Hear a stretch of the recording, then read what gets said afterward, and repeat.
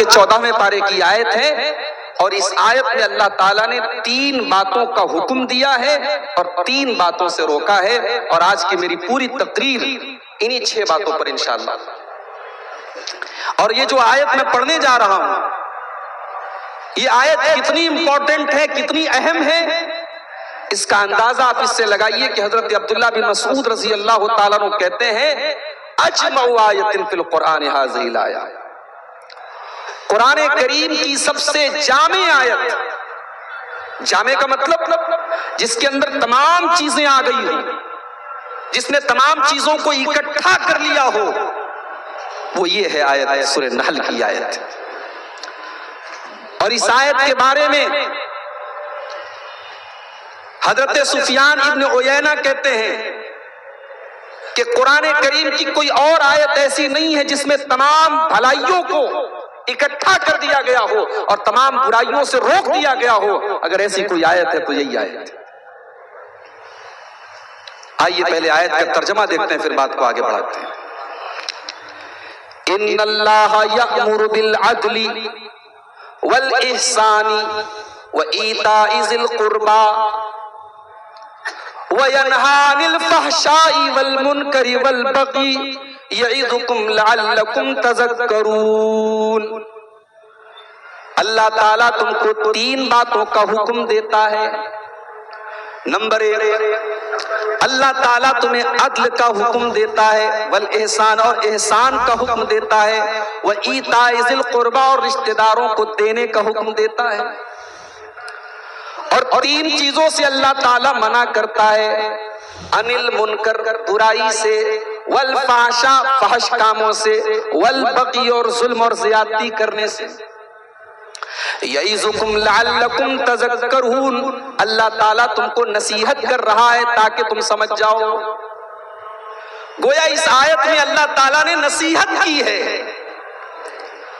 بھئی کوئی بڑا ہے، کوئی بزرگ ہے، بچے کو نصیحت، جب بچے کو یہ کہہ کر کے بات بتاتا ہے دیکھ بیٹا میں نصیحت کر رہا ہوں، تو بیٹے کے کان کھڑے ہو جاتے ہیں۔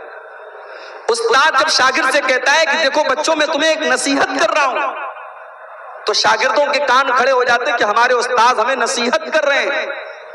یہاں کوئی استاد نصیحت نہیں کر رہا ہے، کوئی ٹیچر نصیحت نہیں کر رہا، یہاں ہمارا رب، ہمارا پروردگار، ہمارا اللہ ہمیں نصیحت کر رہا ہے۔ اب 3 باتوں کا اللہ حکم دے رہا ہے۔ ان اللہ یأمر بالعدل، اللہ تعالیٰ تم کو عدل کا حکم دیتا ہے۔ عدل کا مطلب ہوتا ہے حقدار کو اس کا حق دے دینا، جس کا جو حق ہے اس کو اس کا حق دیا جائے۔ ماں کا حق ماں کو دیا جائے، باپ کا حق باپ کو دیا جائے، بیوی کا حق بیوی کو دیا جائے، بچوں کا حق بچوں کو دیا جائے، پڑوسی کا حق پڑوسی کو دیا جائے، رشتہ دار کا حق رشتہ دار کو دیا جائے۔ جتنے حقوق ہیں اس ایک لفظ کے اندر آ گئے۔ اللہ تعالیٰ کہہ رہا ہے کہ ہم تمہیں حکم دیتے ہیں عدل کا، اور عدل کا ایک اور مطلب ہوتا ہے انصاف، جس کو ہندی میں کہتے ہیں نیائے، انگلش میں کہتے ہیں جسٹس۔ اللہ تعالیٰ تم کو حکم دیتا ہے انصاف کا، نا انصافی مت کرو، انیائے مت کرو۔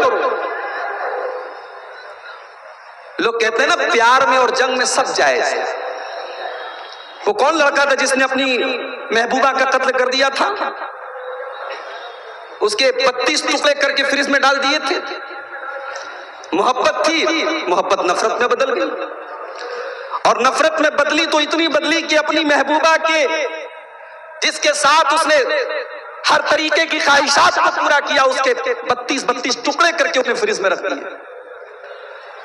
حالانکہ اس طریقے کے واقعات ہندوستان میں اور بھی ہوتے ہیں، مگر جہاں مسلمان کا نام آ جاتا ہے تو میڈیا والوں کو تو مسئلہ مل جاتا ہے نا۔ تو یہ اصول ہے لوگوں کا کہ پیار میں اور جنگ میں سب جائز ہے۔ اسلام کا یہ اصول نہیں ہے۔ اسلام کہتا ہے نہ پیار میں سب جائز ہے نہ جنگ میں سب جائز ہے۔ پیار میں بھی آپ ناجائز کوئی کام نہیں کریں گے۔ بھئی کسی سے اچانک آپ نے کسی لڑکی کی شکل دیکھ لی، اسلام تو بے پردگی کی اجازت نہیں دیتا، مان لیجیے اچانک نظر پڑ گئی کسی لڑکی کے اوپر، یا کسی لڑکی کی اخلاق کی آپ نے تعریف سن لی کہ بڑی اچھی ہے، بڑی دیندار ہے، بڑی خوبصورت ہے، تو اسلام کہتا ہے کہ آپ نکاح کا پیغام بھیجیں، جائز طریقے سے آپ نکاح کا پیغام بھیجیں اور آگے کا پروسیس پورا کریں، اس کو اپنی بیوی بنا لیں، اور بیوی بنانے کے بعد آپ اس سے محبت کریں۔ اسلام لو میرج کی تعلیم نہیں دیتا، اسلام لو آفٹر میرج کی تعلیم دیتا ہے۔ اسلام کا یہ اصول نہیں ہے پہلے محبت کرو پھر شادی کرو، اسلام کا اصول ہے شادی کرو اور پھر بے تحاشا محبت کرو،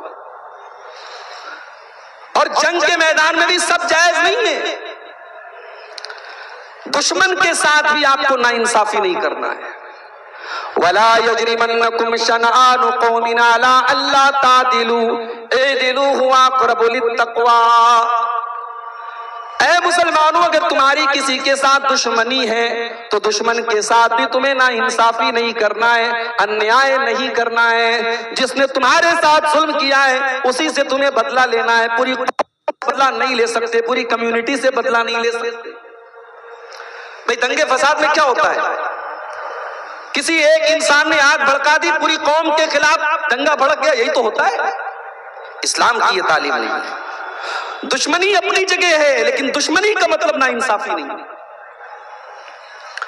اسلام تو وہ دین ہے، اگر آپ لوگوں کے مکھیا ہیں، پردھان ہیں گاؤں کے، آپ ذمہ دار ہیں علاقے کے، لوگ آپ کے پاس فیصلہ لے کر کے آتے ہیں، آپ کو فیصلہ کرنے میں بھی ناانصافی نہیں کرنا ہے۔ آپ کا اپنا رشتہ دار ہی کیوں نہ ہو، آپ کا اپنا سگا بیٹا ہی کیوں نہ ہو، اگر اس نے غلط کیا ہے تو جو غلط کی سزا ہے وہ اس کو بھی ملنی چاہیے۔ آپ پکشپات نہ کریں، آپ کسی کی طرفداری نہ کریں، آپ کسی کا پچھ نہ لیں، آپ جو انصاف کی بات ہے وہی بات کریں۔ اللہ قرآن میں فرماتا ہے ان اللہ یأمرکم ان تؤدوا الامانات الی اہلھا۔ او لوگو، اللہ تعالیٰ حکم دیتا ہے کہ تم امانت کو امانت والوں کو لوٹا دو۔ وَإِذَا حَكَمْتُمْ بَيْنَ النَّاسِ أَن تَحْكُمُوا بِالْعَدْلِ، اور جب تم لوگوں کے درمیان فیصلہ کرو تو انصاف کے ساتھ فیصلہ کرو، انصاف کے ساتھ فیصلہ کرو۔ یہ نہیں کہ کسی نے چائے پلا دی تو اس کے حق میں بول دیا، کسی نے ٹیبل کے نیچے پیسہ دے دیا تو اس کا پچھ لے لیا، نہیں، انصاف کی بات کرو۔ اسلام کی نظر میں انصاف کی ویلو اتنی زیادہ ہے، کل قیامت کا دن ہوگا، سورج 1 میل کی دوری پر ہوگا، لوگ گرمی سے اور دھوپ سے بے حال ہوں گے، اللہ تبارک و تعالیٰ اپنے کچھ اسپیشل بندوں کو اپنے عرش کا سایہ دے گا۔ ان اسپیشل بندوں میں اللہ کے نبی فرماتے ہیں سب سے پہلا انسان کون ہوگا؟ امام عادل، جو انصاف کرنے والا امام ہوگا۔ امام کا مطلب یہاں مسجد کا امام نہیں ہے، مصلی نماز پڑھانے والا امام نہیں ہے، امام کا مطلب جو لوگوں کا حاکم ہو، جو لوگوں کا ذمہ دار ہو، وہ انصاف کرے گا تو قیامت کے دن اللہ تعالیٰ عرش کا سایہ دے گا۔ اللہ کے نبی فرماتے ہیں ان المقسطین علی منابر من نور من یمین اللہ، انصاف کرنے والے کل قیامت کے دن نور کے منبر پر ہوں گے۔ آپ نے لکڑی کا منبر دیکھا ہوگا، آپ نے پتھر کا منبر دیکھا ہوگا، لیکن انصاف کرنے والوں کو اللہ تعالیٰ قیامت کے دن نور کے منبروں پر جگہ دے گا۔ اور جب بات انصاف کی آئی ہے تو سن لو کان کھول کر کے، انصاف زندگی کے ہر ڈپارٹمنٹ میں ہوگا۔ آپ باپ ہیں، 5 بیٹے آپ کے ہیں، ایک بیٹا آپ کو زیادہ محبوب ہے اور وہ اچھا بھی ہے، نیک بھی ہے، دیندار بھی ہے، آپ کی باتیں بھی مانتا ہے، ایک بیٹا تھوڑا نافرمان ہے، آپ کی باتیں کم سنتا ہے، دینداری اس کے اندر بڑی کم ہے، لیکن اگر آپ نے جائیداد کا بٹوارا کیا، آپ نے جائیداد تقسیم کیا اور ایک لڑکے کو آپ نے زیادہ دے دیا، ایک لڑکے کو کم دے دیا، تو یہ بھی بہت بڑی ناانصافی ہے اور اللہ تعالیٰ اس کو معاف نہیں کرے گا۔ آپ نے صرف بیٹوں کو جائیداد دے دی، بیٹیوں کو محروم کر دیا، یہ بھی ناانصافی ہے۔ نبی اکرم کے پاس ایک صحابی آتے ہیں، صحابی کا نام ہے حضرت بشیر رضی اللہ تعالیٰ عنہ۔ اے اللہ کے نبی، میں اپنے بیٹے نعمان کو ایک زمین دینا چاہتا ہوں اور میں اس زمین کے اوپر آپ کو گواہ بنانا چاہتا ہوں۔ آپ نے پوچھا ہے بشیر کیا تمہارے اور بھی بچے ہیں؟ ہاں اللہ کے نبی اور بھی بچے ہیں۔ اے بشیر کیا تم نے ساری اولادوں کو یہ زمین دی ہے؟ نہیں نہیں اے اللہ کے نبی میں نے سب کو نہیں دیے۔ آپ نے فرمایا فلا اشہد علی جور، یہ ظلم ہے اور میں ظلم کے اوپر گواہی نہیں دے سکتا۔ اتقوا اللہ وعدلوا بین اولادکم، او لوگو اللہ سے ڈرو اور اپنی اولاد کے درمیان انصاف کرو۔ انصاف کی اتنی اہمیت ہے۔ نبی اکرم کے دور میں ایک عورت چوری کرتی ہے۔ عورت کا تعلق بہت بڑے خاندان سے بنو مخزوم سے ہے۔ یہ بنو مخزوم کون سا خاندان ہے؟ یہ ابو جہل کا خاندان ہے، یہ خالد بن ولید کا خاندان ہے، یہ بہت بڑا خاندان ہے مکے کا۔ عورت نے چوری کر لی، پکڑی گئی۔ اسلام میں چوری کی سزا ہاتھ کا کاٹ دینا ہے۔ نبی اکرم کی عدالت میں کیس آیا، آپ نے کہا کاٹا جائے گا، اللہ کا قانون، اللہ حکم ہے۔ خاندان والے پریشان، ہمارے خاندان کی تو ناک کٹ جائے گی، لیکن ہمت نہیں ہے کہ اللہ کے نبی کے سامنے جا کر کے ہم کیسے اپنی بات کو رکھیں۔ لوگوں نے حضرت اسامہ بن زید کو پکڑا جو اللہ کے نبی کے بڑے چہیتے تھے۔ اے اسامہ آپ سے تو اللہ کے نبی بہت محبت کرتے ہیں، آپ ہمارا چھوٹا سا کام کر دیں، اس عورت کا ہاتھ نہ کاٹا جائے، کچھ لے دے کر کے معاملہ رفع دفع کر دیا جائے، ہمارے خاندان کی عزت کا معاملہ ہے۔ اے اسامہ آپ اللہ کے نبی سے سفارش کر دیجیے۔ بخاری کے الفاظ ہیں، اسامہ اللہ کے نبی کے پاس آتے ہیں اور اس عورت کے بارے میں سفارش کرتے ہیں کہ اللہ کے نبی اس کا ہاتھ نہ کاٹا جائے، کوئی اور سزا دے دی جائے۔ اللہ کے پیارے نبی کا چہرہ غصے سے لال ہو گیا۔ آپ نے فرمایا اتشفع فی حد من حدود اللہ، اے اسامہ ہمت کیسے بڑی، تم اللہ کے قانون کو توڑنے کے بارے میں میرے پاس سفارش لے کر کے آئے ہو۔ اے اسامہ تم سے پہلے کی قومیں اسی لیے برباد ہو گئیں کہ جب کوئی بڑا آدمی کوئی گناہ کرتا تھا اس کو سزا نہیں دیتے تھے، اور غریب آدمی، چھوٹا آدمی، مزدور آدمی وہی گناہ کرتا تھا اس کو سزا دیتے تھے۔ اے اسامہ کان کھول کر کے سن لو، یہ عورت تو قبیلے بنو مخزوم کی عورت ہے، اس عورت کا نام بھی فاطمہ ہے۔ لو ان فاطمہ بنت محمد سرقت لقطعت یدہا، اللہ کی قسم یہ تو فاطمہ مخزومیہ ہے، اگر محمد کی بیٹی فاطمہ بھی چوری کرتی اور میری عدالت میں اس کا کیس آیا ہوتا تو میں اس کے بھی ہاتھ کاٹنے کا آرڈر دے دیتا۔ یہ ہے اسلام کا قانون۔ گورنر کا بیٹا بھی اگر کسی غریب آدمی پر ظلم کرے تو اسلامی عدالتوں میں فیصلہ کیا گیا اور گورنر کے بیٹے کو سزا دی گئی ہے۔ واقعات موجود ہیں میرے پیارے ساتھی۔ ان اللہ یأمر بالعدل، اللہ تعالیٰ تم کو انصاف کرنے کا حکم دیتا ہے، عدل کرنے کا حکم دیتا ہے۔ اچھا عدل کا الٹا ہے ظلم۔ عدل کرنا جتنا ضروری ہے ظلم کرنا اتنا ہی بڑا گناہ ہے۔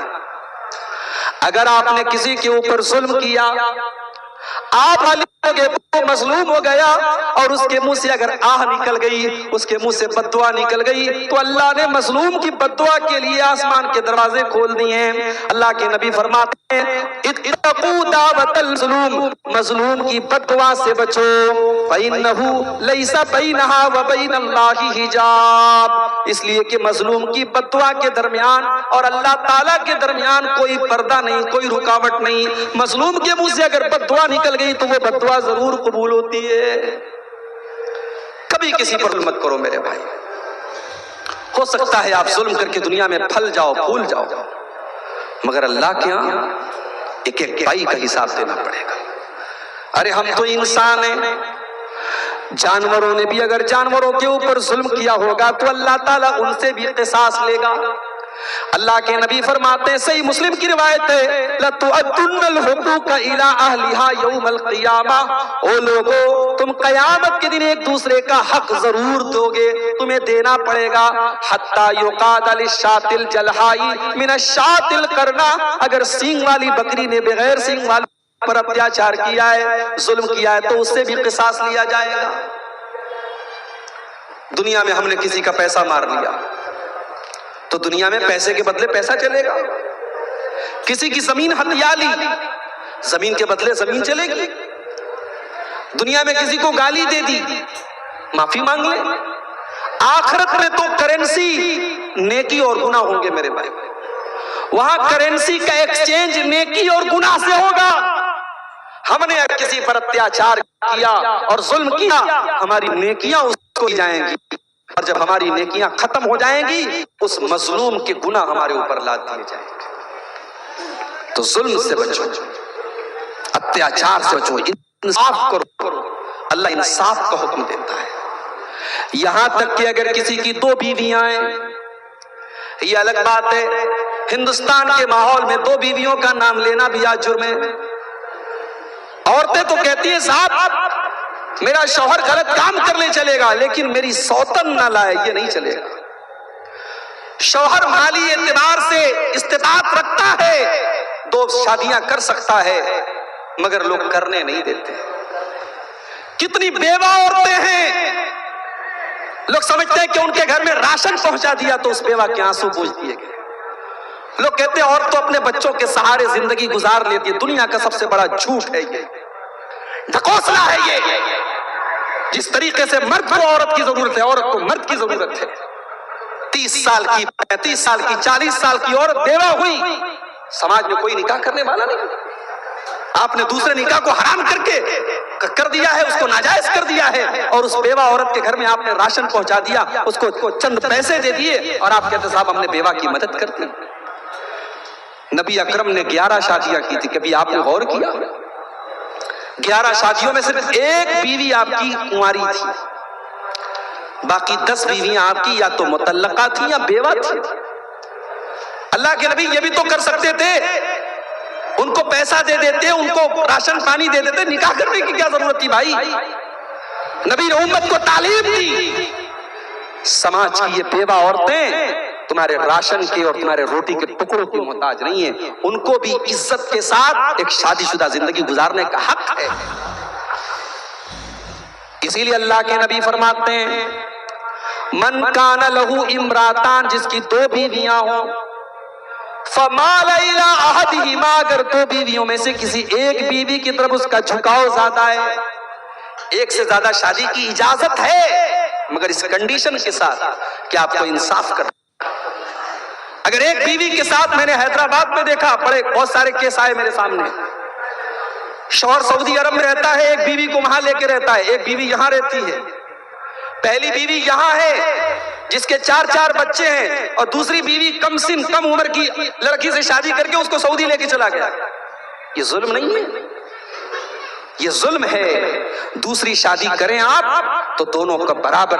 اللہ کے پیارے نبی کو دیکھیے، اللہ کے نبی اپنی بیماری کی ایام میں، اپنے آخری دنوں میں، آپ اس وقت بھی یہ چاہتے تھے کہ حضرت عائشہ کے گھر میں آپ اپنے دن گزاریں، مگر بیویوں کی آپ نے باری مقرر کر کے رکھی تھی. تو جب تک آپ نے بیویوں سے اجازت نہیں لی تب تک آپ نے اماں عائشہ کے گھر میں اپنے دن نہیں گزارے. آپ نے باقاعدہ اجازت مانگی، آپ نے خواہش کا اظہار کیا اور بیویوں نے اجازت دی، تب اللہ کے پیارے نبی نے اپنی بیماری کے آخری ایام حضرت عائشہ کے گھر میں گزارے. اس لیے اللہ کے نبی فرماتے ہیں اگر کسی کی 2 بیویاں ہیں اور اس نے ایک کے ساتھ اگر ناانصافی کر دی تو جاء یوم القیامہ وشقہ مائل، قیامت کے دن وہ اس حال میں آئے گا کہ اس کا ایک طرف کا جو بدن ہوگا وہ جھکا ہوا ہوگا، ایک طرف کا اس کا بدن جھکا ہوا ہوگا. دور سے پہچان میں آ جائے گا کہ یہ اپنی بیوی کے ساتھ ناانصافی کرنے والا تھا. تو اللہ تعالیٰ انصاف کا حکم دیتا ہے میرے بھائی. اور آگے بڑھیے، والاحسان. اور دوسری چیز یہ ہے کہ اللہ تعالیٰ احسان کا حکم دیتا ہے. احسان کا مطلب کیا ہوتا ہے؟ احسان کا 4 مطلب ہوتا ہے. احسان کا پہلا مطلب، آپ جب بھی کوئی نیکی کریں، کوئی بھی عمل کریں، نماز پڑھیں، روزہ رکھیں، تلاوت کریں، صدقہ خیرات کریں، آپ کی نیکی کا مقصد صرف اور صرف اللہ کو راضی کرنا ہو. آپ نے پرہیٹ کے مدرسے میں 1 لاکھ روپیہ چندہ دیا، مقصد یہ تھا کہ میں اللہ کے دین کے لیے اور علم دین کی راہ میں یہ پیسہ دے رہا ہوں، اللہ کو راضی کرنا ہے. تب تو آپ کی نیکی اللہ کے یہاں قبول ہوگی. اور اگر مقصد یہ ہے کہ سماج اور گاؤں میں میری تعریف اور میرے چندے کا نام لیا جائے تو یہ اخلاص کے خلاف ہے. احسان کا یہ پہلا مطلب ہے کہ آپ کے اندر اخلاص ہو. اسی لیے اللہ کے نبی نے احسان کا مطلب بیان کرتے ہوئے فرمایا ان تعبد اللہ کانک تراہ. جب تم اللہ کی عبادت کرو تو اس طریقے سے کرو جیسے تم اللہ کو دیکھ رہے ہو. فَإِن لَمْ تَكُنْ تَرَاهُ فَإِنَّهُ يَرَاكَ. اگر تم اللہ کو نہیں دیکھ پا رہے ہو تو یہ سمجھو وہ تم کو دیکھ رہا ہے. آج کل تو نیکی کر کے فیس بک پر ڈالا جاتا ہے. کتنی غریب عورتیں ہیں ان کے گھر میں راشن دیا جا رہا ہے. 200-500 روپے کا راشن دے کر کے اس غریب کی عزت کو تم نیلام کر رہے ہو. بھئی ایک ضرورت ہوتی ہے, چلو بھی باہر سے کوئی فنڈ آیا تو اس کو فوٹو کھینچ کر کے جس نے ڈونیٹ کیا ہے ڈونر کو فوٹو دے دیا گیا, تو وہ تو ضرورت سمجھ میں آتی ہے کہ چاپا کل لگایا گیا, ہینڈ پمپ لگایا گیا, مسجد بنوائی گئی, مدرسہ بنوایا گیا, اس کا فوٹو لیا گیا. حالانکہ اس میں بھی بڑا گھپلا ہو رہا ہے. سنا کہ ایک ہینڈ پمپ پر 10 بار پرنٹ ہو رہا ہے, ایک بار گرین, ایک بار ریڈ, ایک بار بلو. ایک ہینڈ پمپ کا 10 بار پیسہ منگایا جا رہا ہے. اللہ رحم فرمائے. لیکن آپ کسی غریب کی مدد کر کے اس کا فوٹو لے کر کے فیس بک پر ڈال رہے ہیں, یوٹیوب پر ڈال رہے ہیں, اس غریب کی عزت کو نیلام کر رہے ہیں. یہ مناسب نہیں ہے میرے بھائی. احسان یہ ہے کہ تم اللہ کی عبادت اس طریقے سے کرو جیسے تم اللہ کو دیکھ رہے ہو. اور احسان کا دوسرا مطلب یہ ہے کہ آپ سب کے ساتھ بھلائی کریں. سب سے پہلے تو آپ اپنے نفس کے اوپر بھلائی کریں, اپنی ذات کے اوپر بھلائی کریں. آپ گناہوں سے بچیں. جب ایک انسان گناہ کرتا ہے اپنے نفس کے اوپر ظلم کرتا ہے, اتیاچار کرتا ہے. اسی لیے ہمارے باپ آدم نے, ہماری ماں حوا نے, جب ان سے غلطی ہوئی تھی انہوں نے جو دعا کی تھی, کیا دعا کی تھی؟